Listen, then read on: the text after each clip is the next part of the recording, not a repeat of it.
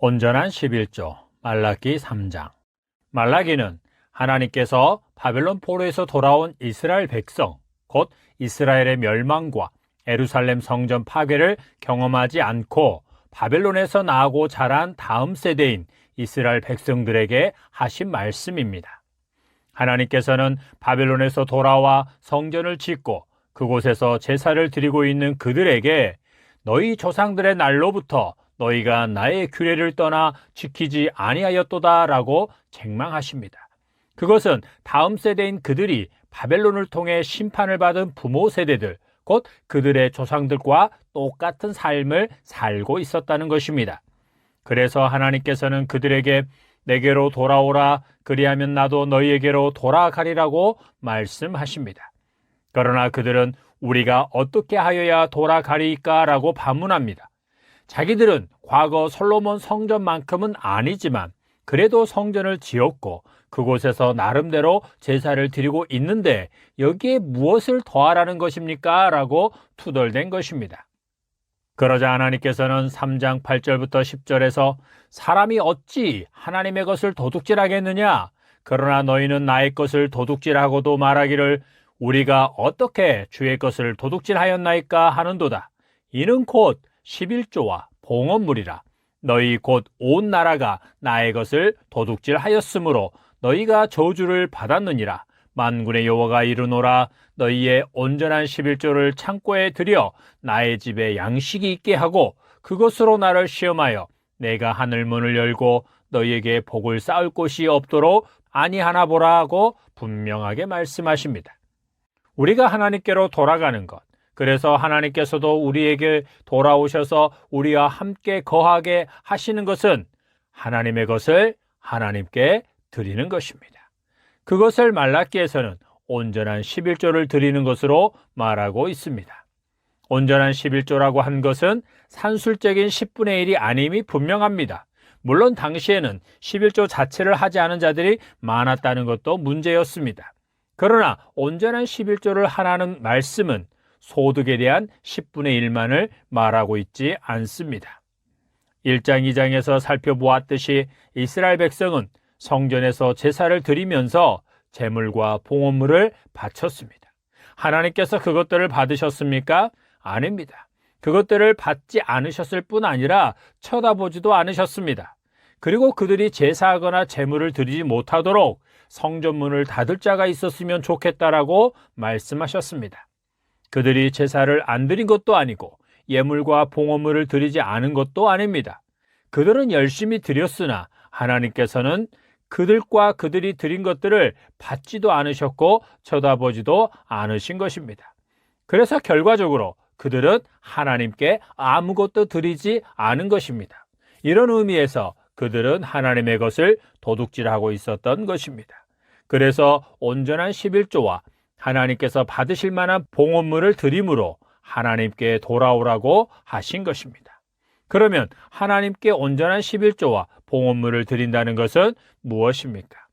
1장과 2장에서 이스라엘 백성이 책망을 받은 것은 그들이 하나님께 제사나 제물이나 봉헌물을 드리지 않았다는 것이 아니라 더러운 떡과 저는 것, 병든 것, 그리고 훔친 것을 가져와 제물로 바치며 제사를 드렸고 그런 것을 봉헌물로 드렸기 때문이었습니다. 그것은 모두 헛된 일이었고 그것으로 인해 하나님의 이름과 제단이 더럽혀졌습니다. 이스라엘 백성의 문제는 제사와 제물, 봉헌물만의 문제가 아니었습니다. 그들은 하나님을 경외하고 두려워하며 하나님의 말씀에 자기들을 복종시키며 살기보다 자기들의 욕심과 탐욕을 채우는 일에 하나님의 성전과 하나님의 이름을 이용했습니다. 말씀을 올바르게 가르침으로 백성들을 죄악된 삶에서 돌아서 거룩한 백성으로 살게 해야 할 제사장들은 백성들의 비위를 맞추고 그들의 기분을 상하지 않게 하기를 힘썼고 백성들 또한 성전에 나와 제사와 제물과 봉헌물을 드림으로 하나님께 대한 의무를 다했다고 생각했습니다.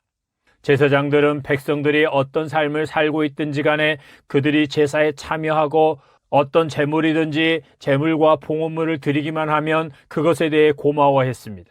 그것으로 인해 제사장직이 유지되고 자기들이 배부르며 권력을 누릴 수 있었기 때문입니다.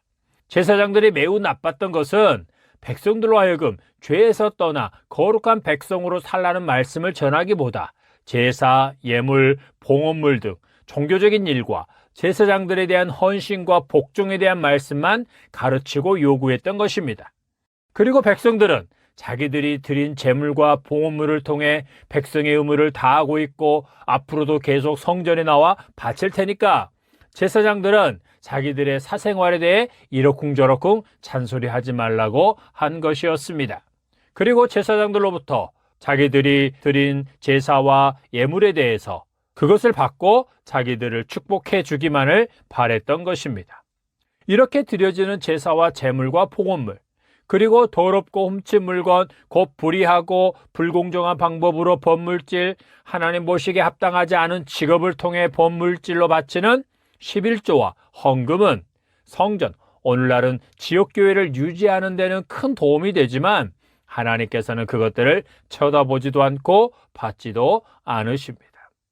그래서 그가 아무리 많은 것을 드리고 헌신 봉사한다고 해도 그는 하나님께 아무것도 드리지 않은 것입니다. 그래서 하나님께서 그들에게 너희가 내 것을 도둑질했다고 책망하신 것입니다. 또 한 가지 백성들의 문제는 하나님의 백성인 그들이 하나님을 섬기지 않은 이방인들과 결혼을 한 것이었습니다. 이방인과 결혼하지 말라는 것은 약속의 땅인 가나안 땅을 주실 때 매우 엄하게 금지하셨던 것입니다. 그런데 백성들은 물론 제사장들까지도 이방 여인과 결혼을 한 것입니다. 이에 대해 하나님께서는 그들은 하나님의 성전을 욕되게 한 자들로서 그들을 야곱의 장막 가운데서 끊어버리시겠다고 하십니다. 하나님의 족보에서 파버리신다는 것입니다. 그들이 드리는 제사와 제물과 11조와 봉헌물도 마찬가지입니다. 이방 여인과 결혼함으로 하나님의 이름과 성전을 욕되게 한 자들이 드리는 것 또한 하나님께서는 받지도 않으시고 쳐다보지도 않으십니다. 결국 그들은 하나님께 아무것도 드리지 않은 것입니다. 그래서 그들은 하나님의 것을 도둑질한 자들이 되는 것입니다. 그들이 하나님께 예배하고 11조와 헌물을 드릴수록 하나님의 이름이 더럽혀지게 되는데도 그들은 그들 스스로를 하나님의 백성이요 하나님께서 자기들을 사랑하신다는 착각과 하나님께서 복을 주실 것이라는 헛된 망상을 갖게 됩니다. 그러면 하나님의 백성들끼리 결혼하면 다 되는 것입니까?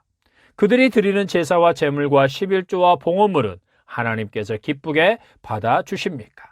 그렇지 않은 경우가 있습니다. 부부간에, 부모와 자녀 사이에 폭력을 행하고 학대하는 자, 가정폭력으로 아내나 남편 또는 자녀들로 하여금 울게 만들고 탄식하게 하는 자, 그리고 구약과 신약에서 허락한 이혼 사유, 곧 가정폭력과 외도와 음행 외에 다른 이유로 이혼한 자가 드리는 것은 받지 않으십니다. 하나님께서는 허락하신 이유 외에 다른 이유로 이혼한 자와 부부간에 또는 가정에서 학대와 폭력을 행하는 자를 미워하십니다. 그래서 그런 자의 제사와 11조와 봉헌물은 하나님께서 쳐다보지도 받지도 않으십니다. 그래서 그런 자가 아무리 많은 것을 바쳐도 하나님께는 아무것도 드리지 않은 것입니다. 그들을 향해 여전히 성전 안에서 제사와 11조와 봉헌물을 드리고 헌신 봉사하는 그들을 향해 하나님께서는 너희가 내 것을 도둑질했다고 하신 것입니다. 3장 5절에서는 내가 심판하러 너희에게 임할 것이라 점치는 자에게와 간음하는 자에게와 거짓 맹세하는 자에게와 품꾼의 사기에 대하여 억울하게 하며 과부와 고아를 압제하며 나그네를 억울하게 하며 나를 경외하지 아니하는 자들에게 속히 증언하리라. 만군의 여호와가 말하였느니라고 하십니다. 이것은 1, 2장을 통해 살펴본 말씀과 같은 맥락입니다. 하나님께서 너희는 나의 것을 도둑질했다라고 하자 백성들이 우리가 어떻게 주의 것을 도둑질하였나이까? 라고 반문합니다. 그들의 반문은 한편으로 정당합니다. 왜냐하면 그들은 성전에서 제사와 제물을 드리고 있고 정기적으로 11조와 봉헌물을 바치고 있었기 때문입니다. 그런 그들에게 하나님께서는 1장 2장과 3장 5절의 말씀을 하신 것입니다. 1, 2장에 이어 3장에서는 점치는 자 또는 점쟁이를 찾아가서나 오늘날로 말하면 카드점 등 타로점 등 여러 방법으로 점을 보는 자, 그리고 간음하는 자, 거짓말하고 다른 사람을 속여서 이득을 취하는 자, 정당한 품삯을 지불하지 않은 자, 과부와 고아를 도와주기는커녕 그들을 무시하고 갑질하는 자, 다른 사람들을 억울하게 만드는 자들의 제사와 제물과 11조와 봉헌물은 받지도 쳐다보지도 않으신다는 것입니다. 그들이 그와 같이 행하는 것은 그들이 하나님을 경외하지 않은 자들이라는 것을 명백하게 증거하기 때문입니다. 하나님께서는 자기를 경외하지 않은 자, 하나님을 경외하는 자라는 삶의 증거가 없는 자의 제사와 11조와 봉헌물과 그들의 종교적인 행위들에 대해 받지도 않고 쳐다보지도 않으십니다. 하나님을 경외하지도 두려워하지도 않은 자, 그래서 거룩한 삶이 없는 자의 예배와 11조와 헌금, 헌신과 봉사들은 하나님과 상관없으며 하나님께서 그것들을 쳐다보지도 않습니다. 그래서 하나님께서는 그들을 책망하시면서 하나님께로 돌아오라고, 그들의 죄악된 삶과 하나님 앞에서 위선되고 가증스러운 것들을 회개하고 하나님께로 돌아와 말씀대로 순종하라고 하신 것입니다. 그리고 3장 1절부터 4절에서 매우 중요한 말씀을 하십니다. 장차 주의 길을 준비할 사자를 보내실 것이고 주, 곧 언약의 사자가 하나님의 성전에 임하게 될 것이라고 하십니다. 그분은 금을 연단하는 자의 불과 표백하는 자의 잿물, 즉 세제와 같은 분으로서 레위 자손, 곧 언약의 자손을 깨끗하게 하고 금과 은같이 연단하여 그들로 하여금 하나님께 공의로운 제물을 바치게 할 것입니다. 하나님께서는 그 제물을 기쁘게 받으십니다. 하나님께서 기쁘게 받으시는 공의로운 제물은 무엇입니까? 어떤 자들은 예수 그리스도라고 말합니다. 맞는 말입니다. 성육신하신 예수님은 하나님께서 택하신 백성들의 속죄제물, 화목제물이요 하나님의 공의를 완전하게 만족시키는 공의로운 제물입니다. 하나님께서는 예수님을 기쁘게 받으셨고 예수님을 통해 택하신 죄인들을 구원하시는 것을 기뻐하셨습니다. 또한 예수님으로 말미암아 예수님을 믿는 자들을 기뻐하십니다. 그런데 본문의 핵심은 언약의 사자이신 예수님이 아니라 예수님께서 언약 백성들을 깨끗하게 하여 그들로 하여금 하나님께 공의로운 제물을 드리는 자가 되게 하신다는 것입니다. 공의로운 제물을 예수 그리스도라고 한다면 택함받은 자들이 예배 때마다 예수님을 공의로운 제물로 드려야 한다는 것이 됩니다. 그러나 3장의 문맥뿐만 아니라 말라기 전체 문맥을 보면 백성들의 삶에 초점이 맞추어져 있습니다. 그래서 이렇게 말해야 합니다. 예배 11조 헌금이 아니라 예수 그리스도 안에서 내 몸, 즉 내 삶이 하나님께 공의로운 제물로 드려져야 한다는 것입니다. 바로 이것을 위해 하나님께서 예수님을 속죄제물, 공의로운 제물로 보내시고 먼저 받으신 것입니다. 내 몸이, 내 삶이 하나님께 공의로운 제물로 드려져야 내가 하나님께 드리는 예배와 11조와 봉헌물, 그리고 봉사와 헌신 등이 하나님께서 기쁘게 받으시는 것이 되는 것입니다. 자신과 자기의 거룩한 삶을 공의로운 제물로 드리는 자가 온전한 11조를 드리는 것입니다. 내 몸과 내 삶의 주인, 그리고 내 삶의 주권자가 오직 하나님 아버지와 예수 그리스도이심을 인정하고 고백하며 드리는 예배와 11조와 헌물, 봉사, 헌신 등이 온전한 11조로 하나님께 드려져 하나님을 기쁘시게 하는 것입니다. 지금 하나님께서 언약을 깨뜨린 이스라엘 백성들에게 하신 말씀이 바로 이것입니다. 장차 언약의 사자, 곧 하나님께서 택하신 자들과 영원한 언약을 맺게 할 중보자이신 예수 그리스도를 보내 그들로 거룩한 삶, 정의롭고 공의로운 삶을 살게 하여 그들로 하여금 하나님께 공의로운 제물을 드리게 할 것이다 라고 하시면서 이스라엘 백성들에게 회개하고 돌아오라고 온전한 11조를 바치라고 하신 것입니다. 오늘날 하나님께서 기쁘게 받으시는 공의로운 제물을 드리려면 어떻게 해야 합니까? 먼저는 예수 그리스도를 구주로 믿고 삶의 주인으로 모셔야 합니다. 그리고 하나님께서 예수 그리스도로 말미암아 우리와 맺은 언약, 곧 언약의 말씀에 충실해야 합니다. 그것은 예수님의 삶과 그분의 말씀을 절대적이고 최고의 권위가 있는 말씀으로 받아들이고 그 말씀대로 순종하는 것입니다. 우리가 꼭 기억해야 하고 그것으로 분별해야 하는 것은 이것입니다. 하나님께서 예수 그리스도 안에서 택하신 자들은 반드시 예수님을 구주와 주님으로 믿고 모시게 되어 있으며 그분의 말씀대로 순종하는 것에 있어서 반드시 자라간다는 것입니다. 그것은 구약 시대와는 차원이 다르게 예수 그리스도로 말미암아 성부, 성자, 성령 하나님께서 택하신 자들 안에 거하셔서 그들을 그분의 뜻대로 이끌어 가시기 때문입니다. 이사야 11장에서 예수님에 대해 예언한 말씀처럼 여호와의 영, 곧 성령님은 지혜와 총명의 영이요 모략과 재능의 영이요 지식과 여호와를 경외하는 영으로서 그 영이 임한 자, 곧 성령으로 충만한 자는 여호와를 경외하는 것, 두려워하는 것으로 즐거움을 삼게 됩니다.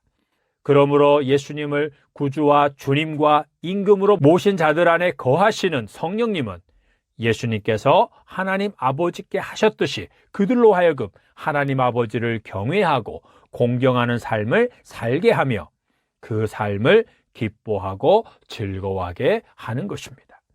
예수 그리스도 안에서 예수님처럼 하나님 아버지를 경외하고 그분의 말씀에 순종함에 있어서 자라가는 자, 새 언약에 충실하게 살아가는 자와 그가 드리는 예배와 11조와 헌물을 공의로운 제물로 기쁘게 받으시는 것입니다.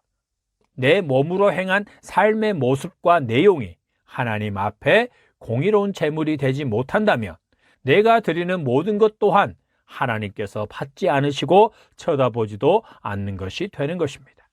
우리가 매일 그리고 예배하기 전에 감사와 더불어 구체적이고 깊은 회개를 해야 하는 이유가 바로 여기에 있습니다. 오늘 여러분은 예수 그리스도 안에서 하나님 아버지께서 기쁘게 받으시는 공의로운 제물을 드리며 예배하고 있습니까? 공의로운 제물로 살아가고 있습니까? 하나님의 은혜가 있기를 축복합니다.